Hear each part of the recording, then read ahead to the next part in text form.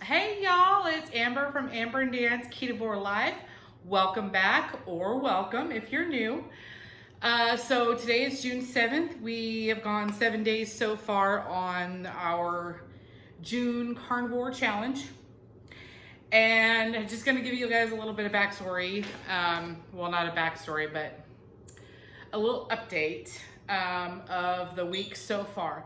This is going to be a cooking tutorial, but I just want to let you guys know, when we first announced our challenge on June the 1st, I was saying how I wasn't going to step on the scale until the very end, but I have, and I'm going to tell you why. Because I have been eating a lot more dairy since I started this challenge. Not like too much, but like I've been adding cheese to my hamburgers or dipping my pork rinds in cottage cheese. I've had cream a couple of times. Like I made homemade whipped cream with heavy cream. And I've noticed that I started feeling more bloated. So, what I did was I stopped the dairy and started stepping on the scale again. And then I noticed, let me back up a little bit. So when I was doing the dairy and I was feeling bloated, I was weighing myself and I was still like, in where I was, but kind of going up, it's hard, like maybe up a few ounces or maybe a pound. I don't know. Cause I'm not really I wasn't recording it. I wasn't really keeping track. I was just looking at the numbers, So I stopped doing the dairy and then I started weighing myself again after a couple of days to kind of see where I was, and it was starting to go back down again. So as of today, it's gone back down, but I'm not going to weigh myself until the end of the challenge, like I said, but I just wanted to kind of see where I was because I was still feeling really bloated, and I was like, I wonder if it's from the cheese, and I'm pretty sure that's what it is. So I'm just completely cutting out the dairy. I do my morning coffee with butter. I don't use cream anymore. So anyway, I just wanted to update you guys, let you know that that's what's been going on for the last 7 days. And so I'm just stopping the cheese altogether. I'm just doing the high fat carnivore. So anyway, so that's it with that part. Now let's get into it. So today I'm going to show you guys how I make my carnivore version of salmon patties. Salmon patties was a staple in my house growing up. When my mom would cook it, she'd make salmon patties with biscuits. We'd make biscuit sandwiches, and I just put mayo on there, and I just loved it. It was my favorite thing. And she'd make homemade macaroni and cheese, black-eyed peas, and then spinach. But the way she cooked her spinach, I'll still eat it to this day. But my mom would take the frozen chopped spinach and, drain it and everything, cook it up in the pan, salt and pepper, and then she would add an egg to it. And found out later on that was the way my dad's mom, my grandmother, used to cook it for him, and that was the only way he would eat it. And so that's how my mom would cook it. And that's how we knew to eat it growing up. So I didn't know it any other way. But anyway, like I said, salmon patties was one of the staples in my house growing up. It was one of our favorite meals. But I'm going to show you guys the way I do it. She used to put crushed crackers in it, sometimes chopped onion, chopped celery, stuff like that. But we're going to do this differently today because we're not doing carbs or anything like that. So let's get into it. Okay, y'all, so for this recipe, it is super duper easy. You're gonna need 1 can of salmon. Now, if you're gonna be feeding more than a couple of people, I would recommend 2 cans, and we can double this recipe, and it's so easy to double the recipe. So we're just gonna take our 1 can of pink salmon, dump it in the bowl here, and it looks like we gotta separate some of the skin from the meat.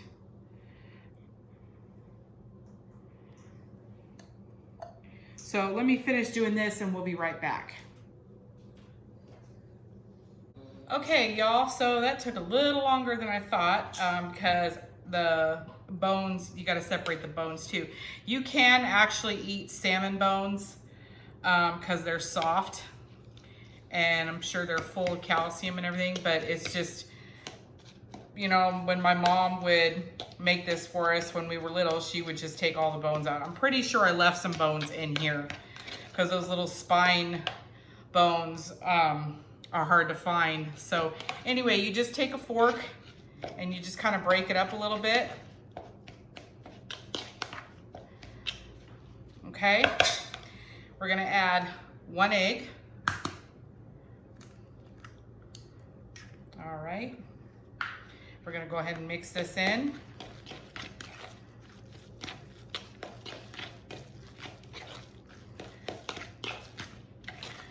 Mix it till it's well incorporated here.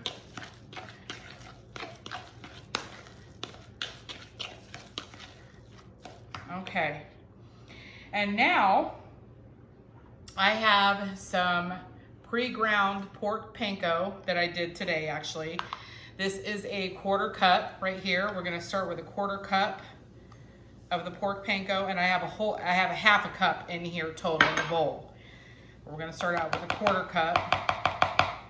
And then before we mix that up, we're gonna mix in our seasonings. Now you can do whatever seasonings you want, but this is what I chose because when I make grilled salmon, baked salmon, whatever, I always put lemon pepper on it.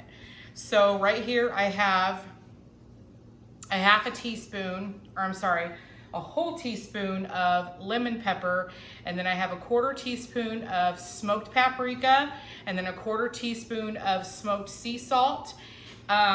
If you don't know where to find the smoked sea salt, I actually get it at Walmart. It's their Great Value brand. It's very inexpensive. I will put the link down below how to get that. It's so good. It gives everything I cook it with or use in it, it gives it a smoked flavor, and it's just delicious. I love it. So anyway, we're gonna add all that in here. Can't miss that paprika. And also the smoked paprika is gonna add to the smoked flavor as well.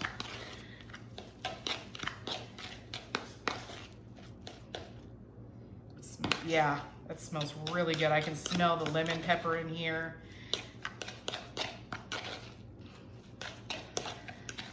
Okay, so we've got her all mixed up. All right, and now we're gonna head on over to the stove and start cooking these.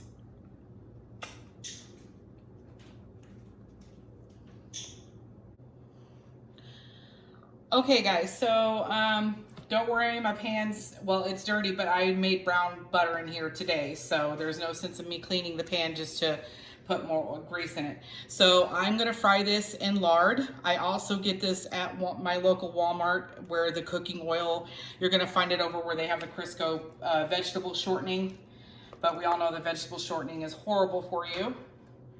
So when it comes to frying,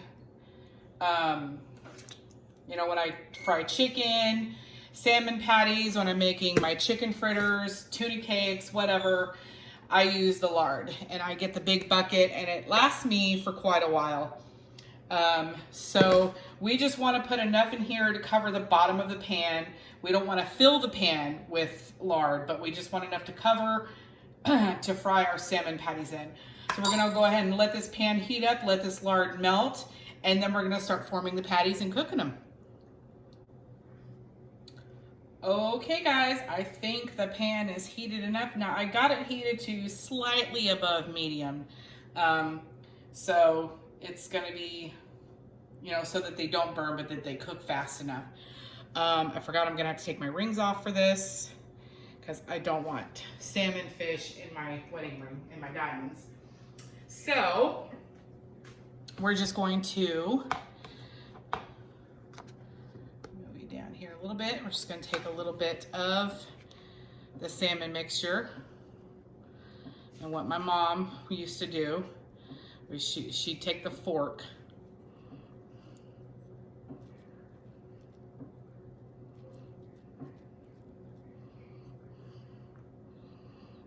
And because she did it in her hand, they were always real small, but big enough to fit on a biscuit, which made it perfect.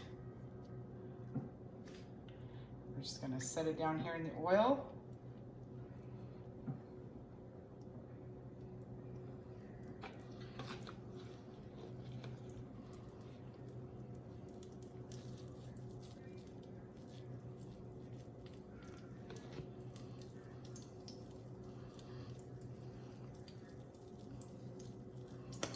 Ooh, it's popping.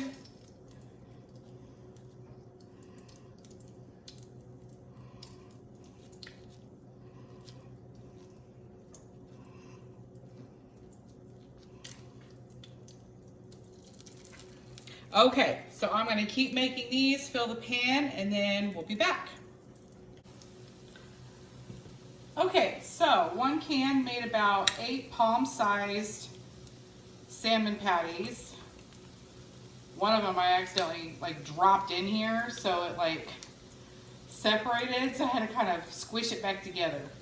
Anyway, we are going to get these a golden brown, and then we're gonna flip them over. So stay tuned, guys. Okay, as you can see here, they are a golden brown color, so we're just flipping these over. And this non-stick skillet with this silicone spatula makes it a little difficult. So bear with me, y'all.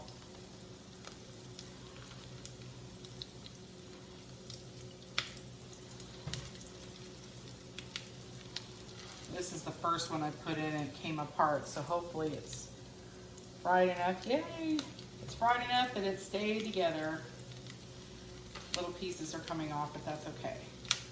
So about 5 to 7 minutes on one side, and then we're gonna do 5 minutes on the other side, and then these should be done.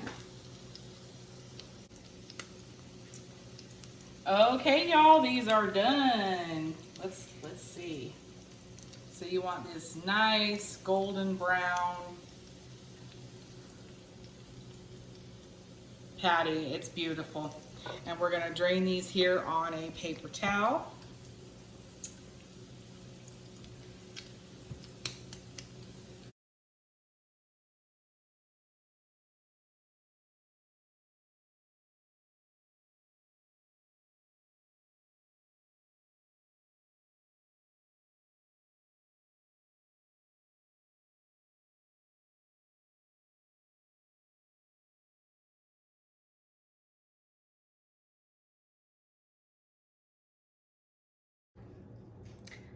Okay, y'all, so the salmon patties are done. And right here on the plate, I have some whipped brown butter that I made today as well. And we're just gonna use that instead of mayo, which is what I used to put on my salmon patties growing up. But I know I can make butter mayo, bacon mayo, but that's a whole nother story that I don't want to get into. So anyway, we're gonna try this with the whipped butter. Alrighty.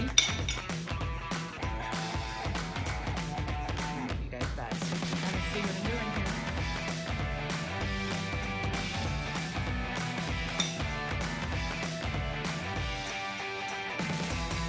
If I can scoop it. And we're just kind of spreading it on here.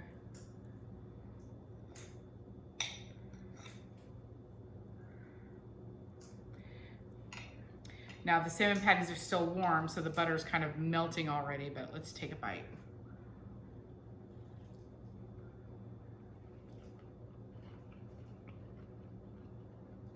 Mmm. Mmm. That lemon pepper in there, perfect amount, whole teaspoon. And I'm getting a slight smoky flavor.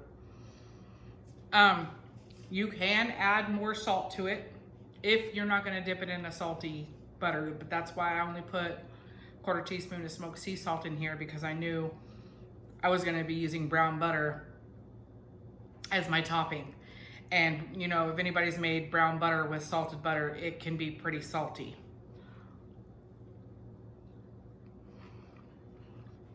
Mmm. So good.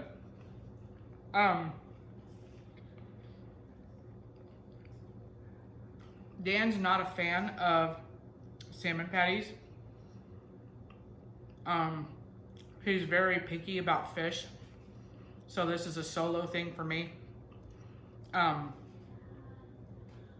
if y'all like crab cakes, tuna cakes, which I do the same recipe, but I use canned tuna. I've done it with canned chicken. Pretty much any canned meat out there, you can do this recipe with. All you need is an egg, pork panko, and your seasonings of choice. This is a very universal recipe. And even if you're not keto, carnivore, whatever, it's still a great recipe. You can, if you still eat biscuits, you can put it on your biscuits. But they're plain by themselves. It's like eating a salmon nugget, like a chicken nugget, but with salmon.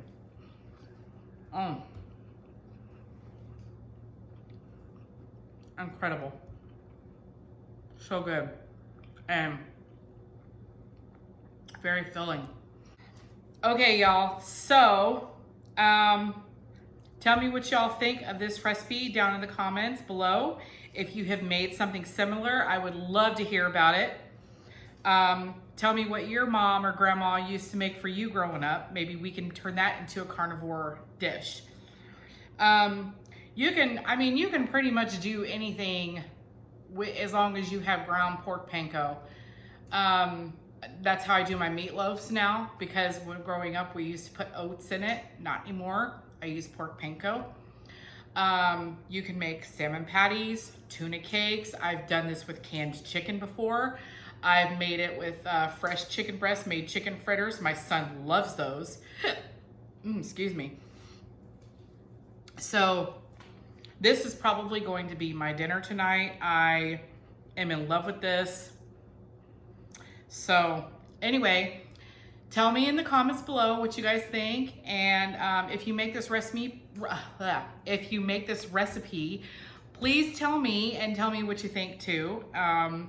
And like I said, this is one thing you can make your own. You don't have to do it the way I did it, but you can definitely make this recipe your own. So anyway, I love y'all. Thank you for watching, and don't forget to like, subscribe, and share if you found this video helpful or if you just liked it. So anyway, God bless y'all, stay blessed, and we'll see you in the next video.